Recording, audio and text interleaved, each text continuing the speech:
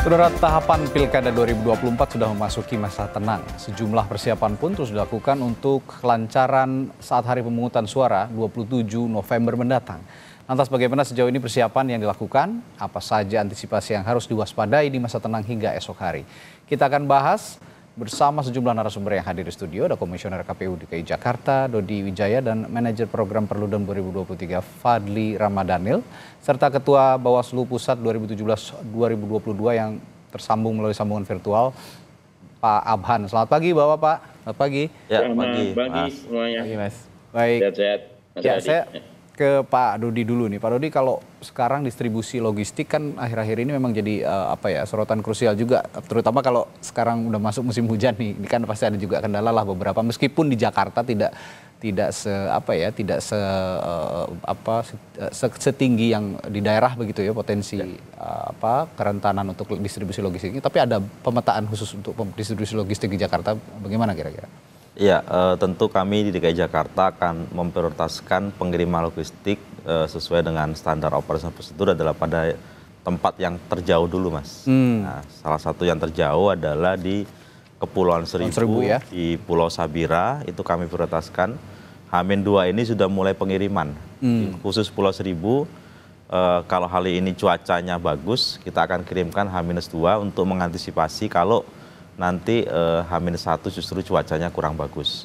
Jadi kami dahulukan di Kepulauan Seribu, selanjutnya di kecamatan lain, nanti di H-1 atau 26 November besok. Seperti itu. Itu berarti yang terjauh dulu di Pulau Seribu. Ya, ini kalau Pulau Seribu tantangannya biasanya gelombang tinggi segala macam ya kalau laut. Nah, selain tantangan cuaca, ada kendala lain nggak, Pak? Kira-kira? Sejauh ini tidak ada kendala ya, kekurangan logistik sudah terpenuhi semua. Kemudian sudah disegel kotaknya, tinggal distribusi. Tentu kami memastikan distribusinya juga aman, tidak terkena hujan kalau memang situasinya kondisi hujan, dengan pengiriman atau ekspedisi yang tertutup, misalnya ada terpalnya, kemudian dikawal oleh petugas kepolisian sampai ke dalam lokasi dan sebagainya, seperti itu, Mas. Oke, ini juga Jakarta ini waktu pas Pilpres kemarin juga kan tergenang banjir beberapa TPS-nya ya? Ya. Di betul. Pilkada serentak ini juga ada potensi itu ya, berarti? Karena ini masuki musim penghujan juga. Betul, rilis BMKG terbaru tanggal 22 sampai 28 November ini diproyeksi akan hujan sedang sampai dengan lebat. Nah, jadi kami langsung berkoordinasi dengan Pemprov DKI Jakarta di Jumat yang lalu, rapat pimpinan dengan Pemprov DKI Jakarta. Hasilnya positif dengan BPBD, dengan pemerintah provinsi. Salah satu yang akan kita upayakan selain antisipasi atau mitigasi dalam bentuk pompa mobile, perahu karet, itu juga kami siapkan. Kami sudah bersurat ke Pemprov untuk minta teknologi modifikasi cuaca atau TMC. Kalau itu disetujui, nanti akan ada modifikasi cuaca yang kita berharap pada hari H tidak terjadi hujan lebat seperti itu. Ini ya tantangannya kalau di Jakarta memang banjir tuh nggak bisa dikesampingkan juga. Ini yang jadi sorotan. Selain juga nanti kita akan bahas apakah di Jakarta ini ada potensi konflik horizontal atau tidak. Tapi saya ke Pak Abhan dulu sebelum ke Mas Fadli saya. Pak Abhan, Anda sebagai orang yang pernah duduk di Bawaslu sebagai pengawas pemilu begitu. Sejauh ini melihat distribusi logistik, persiapan segala macamnya ya, bukan hanya di Jakarta tapi secara umum di seluruh Indonesia untuk Pilkada serentak, apakah ada harus ada perbedaan penanganan atau biasanya disama-samakan saja dengan pemilu yang reguler, pemilu presiden atau juga legislatif, Pak Abhan? Oke. Terima kasih, Mas. Jadi menurut saya bahwa kita kan baru saja berpemilu tanggal 14 Februari kemarin. Saya kira ini penyelenggara mestinya akan lebih siap terkait dengan soal distribusi logistik ya. Karena saya kira bahwa apa yang kemarin di 14 Februari 2024 soal Pileg Pemilu Nasional ini bisa menjadi catatan apa-apa yang kurang dari logistik dan sebagainya, maka harus dimitigasi di dalam penyelenggaraan pemungutan suara di Pilkada ini. Menurut saya bahwa logistik di Pilkada ini lebih ringan daripada di pemilu presiden, wakil presiden dan pileg DPD kan. Karena bahwa jenis macam surat suaranya juga lebih simpel daripada pemilu nasional kemarin ya. Jadi saya kira misalnya potensi tertukarnya surat suara antar dapil di dalam pilkada ini kemungkinan tidak terjadi, mestinya begitu ya. Tetapi juga bisa terjadi barangkali ini dari perusahaan pencetak suara ya, mestinya mau kirim ke DKI, kirimnya jadi ke Jawa Timur misalnya ya, itu bisa terjadi ya. Ya, saya kira ini juga harus dilakukan kemarin ketika proses sortir dan sebagainya. Secara umum menurut saya bahwa logistik di pilkada lebih ringan daripada di pemilu nasional yang 14 Februari 2024. Tetapi tentu harus sekali lagi ini mitigasi dari teman-teman penyelenggara dan mesti harus lebih siap.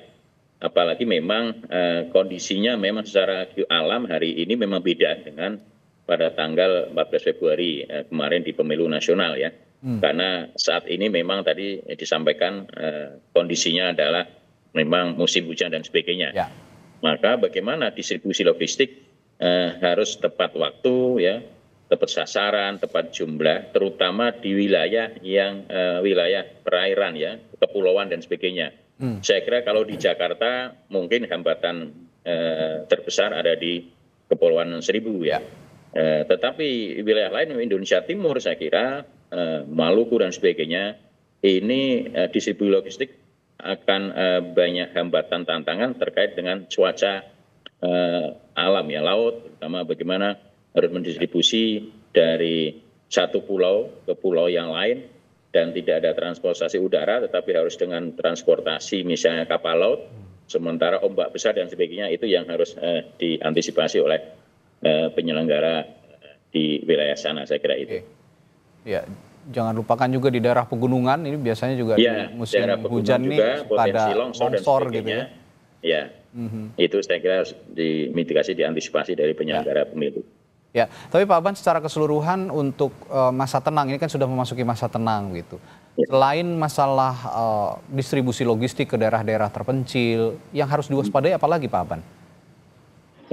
Masa tenang ini menurut saya yang biasanya mestinya masa tenang ini menjadi masa kontemplasi dan sebagainya, tetapi bagi penyelenggara tentu juga menjadi ekstra kerja, betul itu kan, karena biasanya masa tenang malah bikin nggak tenang itu kan.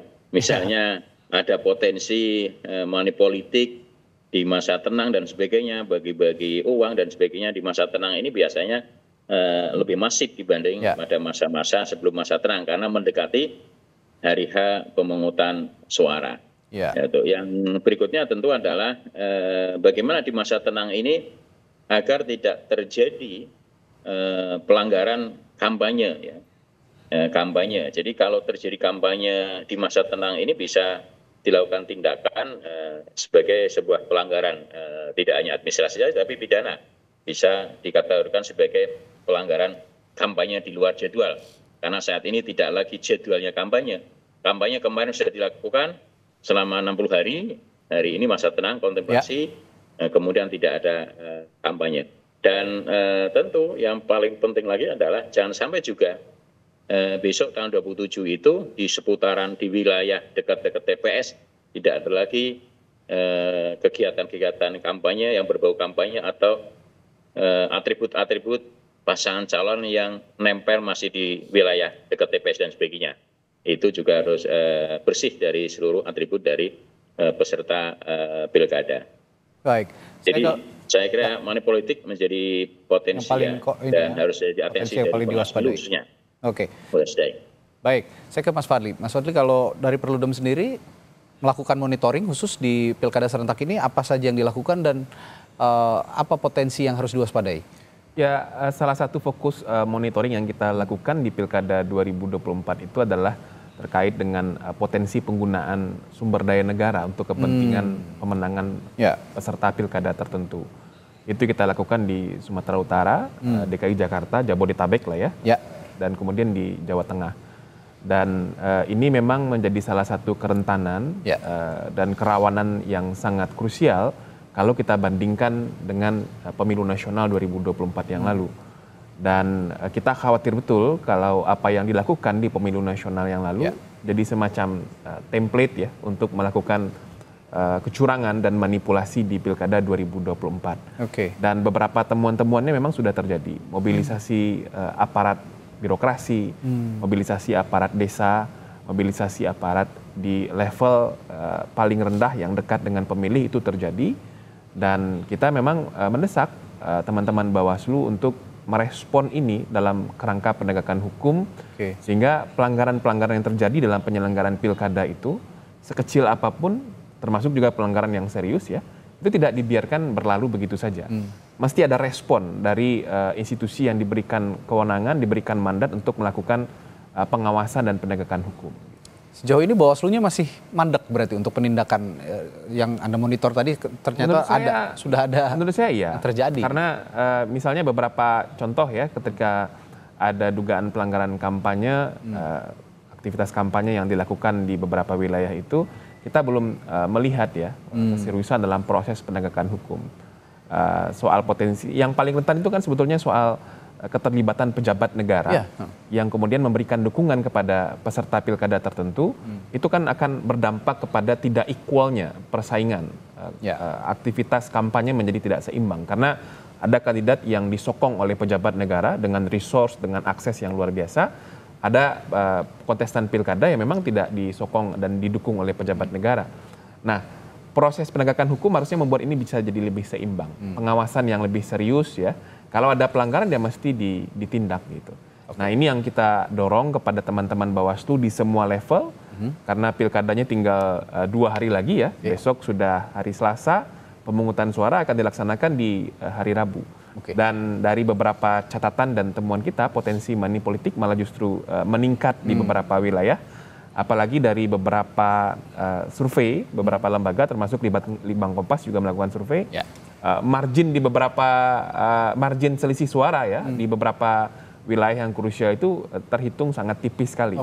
Nah, di beberapa kajian, beberapa riset mengatakan semakin tipis margin selisih antar peserta pilkada, itu potensi politik uangnya akan semakin tinggi. Nah, ini tadi Anda mengatakan monitoring dilakukan di Sumut, Jabodetabek, dan Jawa Tengah ya, sejauh ini. Kenapa 3 daerah ini yang dimonitoring? Apakah memang potensinya yang sangat besar di daerah ini? Ya, dari pemetaan awal kita, dari 3 wilayah ini menjadi salah satu daerah yang punya potensi penggunaan resource negara yang sangat signifikan untuk kepentingan pemenangan pilkada tertentu.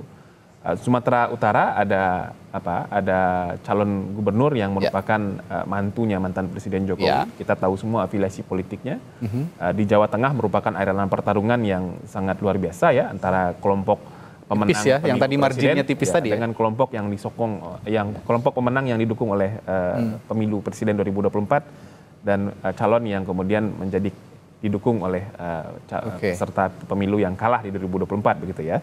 Dan termasuk juga di DKI Jakarta. Nah, jadi 3 wilayah ini kita pandang sebagai wilayah yang bisa menjadi salah satu basis pemantauan untuk mengcapture sejauh mana potensi penggunaan sumber daya negara, aparatur negara dimobilisir sedemikian rupa untuk kepentingan peserta pilkada tertentu. Jakarta jadi salah satu tempat juga yang potensinya besar nih Pak Dodi. Sejauh ini antisipasinya bagaimana? Sebenarnya kami tidak fokus kepada ini ya, selisihnya tipis atau enggak, terus siapa yang potensial menang. Bagi kami, tugas kami adalah menyelenggarakan sesuai dengan ketentuan peraturan perundang-undangan. Sehingga dari tahapan logistik, tahapan persiapan pemungutan penghitungan suara, sampai nanti rekapitulasi dan penetapan calon gubernur dan calon wakil gubernur terpilih, itu menjadi concern kami, dan kami selalu ingatkan petugas kami di bawah, dari level yang paling bawah yaitu di KPPS, kemudian PPK dan PPS untuk bekerja sesuai dengan peraturan perundang-undangan. Ini kami notice terus dan kami ingatkan terus agar menghasilkan kontestasi dari sisi penyelenggaraan, baik dari sisi kualitas maupun integritasnya. Seperti itu. Nah, tadi juga saya sempat singgung soal peta konflik ya, peta konflik horizontal. Kalau di Jakarta sendiri ada potensi nggak konflik horizontal yang terjadi? Meskipun kita harapan sama sekali tidak ada sebenarnya. Sejauh ini kita bersyukur ya, sebenarnya Pilkada Jakarta sudah mulai naik kelas ya, levelnya bukan lagi pada penggunaan identitas atau penggunaan SARA atau penggunaan isu-isu agama, tapi sudah mulai fokus pada kandidasi, visi, misi, dan program pasangan calon. Nah ini yang kita bersyukur, jadi penggunaan isu-isu yang sifatnya sektoral tadi sudah tidak laku lagi di Jakarta. Nah ini kami berharap pemilih bisa memilih dengan cerdas, dengan rasional, melihat visi misi program maupun rekam jejak dari pasangan calon. Nah ini saya lihat sudah mulai naik kelas ke situ, jadi kita berharap nanti pilihan yang terbaik adalah yang dipilih oleh warga Jakarta. Termasuk monitoring yang dilakukan ataupun meskipun Anda juga bukan penindak begitu tapi regulator, tapi KPU juga punya tanggung jawab untuk melihat, memantau juga situasi di media sosial misalnya. Ini juga sudah diantisipasi ya. Tugas kami kan melakukan pendidikan pemilih ya, pendidikan pemilih dan sosialisasi tentang tata cara memilih, bagaimana menjadi pemilih yang cerdas. Sudah kami lakukan di banyak titik dan mudah-mudahan ada hasilnya nanti pada saat hari pemungutan suara, dari sisi partisipasinya tinggi, pilihannya juga pilihan yang betul-betul berdasar pada visi, misi, dan program. Terkait dengan pemantauan di media sosial dan sebagainya memang kewenangan dari teman-teman Bawaslu, tapi kalau ada informasi yang penting untuk segera direspon, kami biasanya langsung berkoordinasi, menyampaikan informasi awal untuk segera direspon oleh teman-teman di Bawaslu DKI Jakarta. Baik, Pak Abhan. Tadi Anda juga nyinggung soal money politik, ternyata diafirmasi juga oleh Mas Fadli soal money politik ini yang rentan dilakukan justru lebih kencang sekali di masa-masa tenang ini. Dan tapi juga tidak lupa tadi saya mencatat soal penggunaan resource negara. Ini juga penting karena memang ada peta yang harus diwaspadai terutama di Sumut, Jakarta tadi dengan Jawa Tengah ya. Dan Bawaslu-nya masih melempem katanya Pak Abam. Gimana nih? Ya, saya kira Bawaslu tidak ada lain kecuali harus tegas terhadap persoalan penanganan pelanggaran, khususnya dalam netralitas TNI Polri, netralitas kemudian ASN, juga netralitas dari aparat desa. Ya, karena kita melihat dinamika tadi Mas Fahri sampaikan di 3 daerah ini memang tinggi soal potensi-potensi netralitas ASN, kemudian keparangan desa dan sebagainya. Saya kira ini tantangan Bawaslu agar bagaimana menjaga bahwa pilkada ini bisa betul-betul fair, kemudian juga luber dan jurdil ya. Itu kira-kira Mas. Tapi saya juga perlu tambahkan, ada beberapa daerah yang saya kira harus menjadi perhatian dari penyelenggara, khususnya di wilayah timur di Papua ya, terutama daerah yang masih menggunakan sistem noken ya. Jadi potensi terjadinya perampasan logistik ya di tengah jalan dan sebagainya itu bisa terjadi.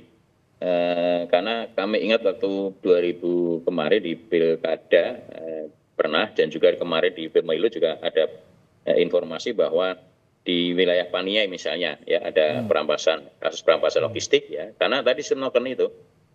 Kemudian juga di wilayah pegunungan di Papua misalnya di Nduga, kemudian Intan Jaya, Puncak Jaya, ini potensi dinamika dengan KKB di sana juga punya dinamika yang tinggi ya. Jadi tentu harus menjadi perhatian bagi penyelenggara di wilayah Papua. Ini juga saya kira itu. Baik, ini jadi perhatian Ketua Bawaslu juga. Saya mencatat pernyataan Ketua Bawaslu juga beberapa hari yang lalu bahwa di Papua ini baik di Papua Induk, Papua DOB, Papua Barat Daya, Pegunungan, Papua Selatan maupun Papua Barat potensi konflik horizontalnya cukup tinggi, dan termasuk tadi ada perampasan logistik di tengah jalan. Ini juga kan bagian dari kecurangan pemilu lah ya. Kalau memang ada pencegatan logistik ini pasti dilakukan oleh antara pasangan calon pendukungnya dan segala macam. Antisipasinya seharusnya bagaimana khusus untuk di daerah Papua nih Pak Aban? Ya, penyelenggara tentu harus koordinasi dengan stakeholder lah ya, terutama dengan aparat keamanan agar bagaimana logistik ya bisa dikawal betul sampai pada wilayah di TPS masing-masing di daerahnya itu ya. Jangan sampai ini kemudian logistik tadi kejadian dirampas di tengah jalan, karena nanti sistem noken itu akan bisa menentukan itu potensi bisa menguasai surat suara lebih banyak, bisa potensi menangan gitu. Ini jadi bagaimana saya kira sekali lagi mitigasi penting, pengalaman pemilu maupun pilkada sebelumnya menjadi penting. Saya kira kita kan punya pengalaman pilkada serentak ini panjang sejak tahun 2015, 2017, 2018 dan terakhir masa Covid 2020 ya. meskipun bahwa memang waktu itu tidak keseluruhan, ada dibagi-bagi 2015 berapa daerah, 2017 berapa daerah, dan 2018 berapa daerah, dan 2020 berapa daerah. Tetapi saya kira hampir sama ya, karena juga undang-undangnya sama, tinggal soal frekuensi penyelenggaraan yang berbeda karena jumlahnya juga tidak keserentakan seperti tahun 2024 ini. Jadi saya kira kuncinya bagaimana penyelenggara KPU di dalam mendistribusi logistik ini bisa tepat waktu, ya, tepat sasaran, dan sampai pada tujuan. Jangan sampai ada perampasan di tengah-tengah jalan ya, sebelum masuk di wilayah TPS yang bersangkutan. Baik. Setelah jeda nanti saya akan pastikan juga ke Mas Fadli bahwa apakah Perludem juga punya catatan khusus untuk wilayah Papua ini, karena perampasan logistik ini juga cukup bukan cukup, bahkan sangat harus diwaspadai dan harus diantisipasi. Apakah Bawaslu juga sudah punya koordinasi yang baik dengan aparat keamanan untuk mengantisipasi hal ini? Saya akan tanyakan itu catatannya nanti ke Perludem, ke Mas Fadli setelah jeda di Sapa Indonesia Pagi. Tetaplah bersama kami.